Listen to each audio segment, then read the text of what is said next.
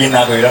So আপনারা enjoy করেন, এই এনজয় যেন এমন এনজয় না হয়। আর আপনারা ভলান্টিয়ারে আমি একটু অনুরোধ করুন, প্লিজ আপনারাও একটু স্ট্রিক করে দেখেন যেন কোনো দিকে কোনো খোলাফাইন এদিকে ওদিকে সিপাসিপি দিকে কোনো কিছু না করে, কোনো খারাপ কাজ না করে, কারণ এইসব থেকে